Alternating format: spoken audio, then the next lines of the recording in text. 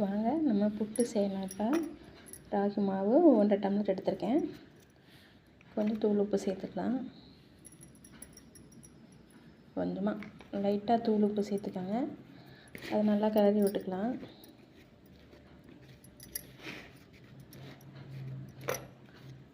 இந்த மலைக்கு இதமாக இருக்கும். உப்பு இன்னும் கொஞ்சம் போட்டுக்கலாங்க. நல்லா கிளறி விட்டு தண்ணி தொளித்து பிசைஞ்சுக்கலாம்.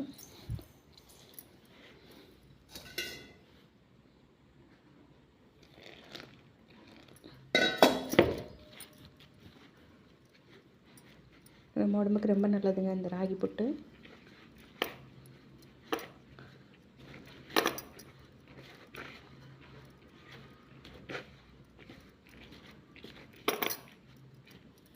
நம்ம தண்ணி தெளிச்சுக்கலாம்.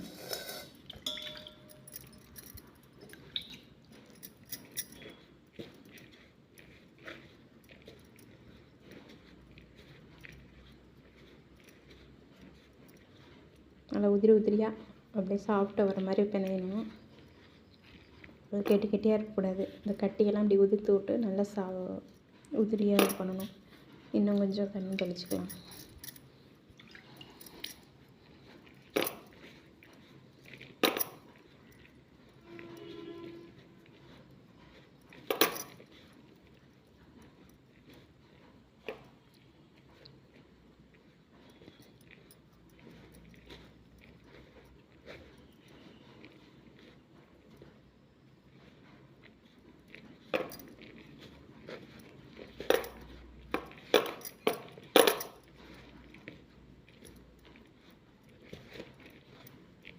நல்லா பிசைஞ்சு வச்சுங்க.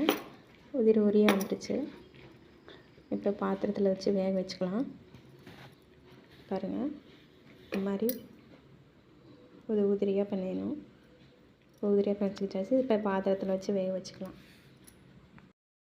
பாருங்கள் ஃப்ரெண்ட்ஸ், இந்த மாதிரி வச்சிடணும். துணியில் வச்சு நல்லா கப்புன்னு மூடிக்கலாம். ஒரு 10 நிமிஷம் வெந்தால் போதுங்க. அதுக்கப்புறம் நம்ம தேங்காய் திருவி போட்டு இறக்கிக்கலாம். நாட்டு சக்கரை போட்டு வேகட்டுங்க.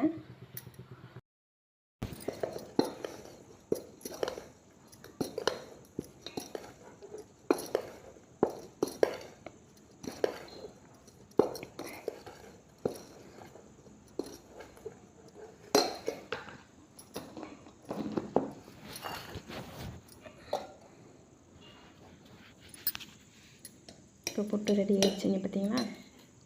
இப்போ சாப்பிட்டு பார்க்கலாம்.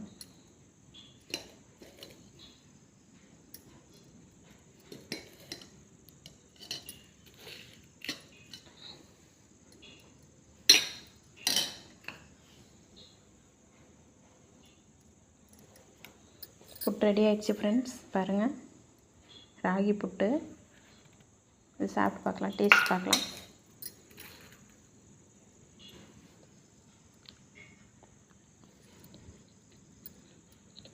ரொம்ப சூப்பராக இருக்குங்க.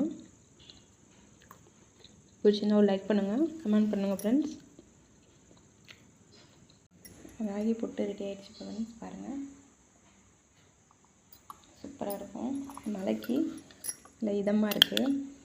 சாப்பிட்டு பார்க்கலாம் எப்படி டேஸ்ட்டாக இருக்கானு.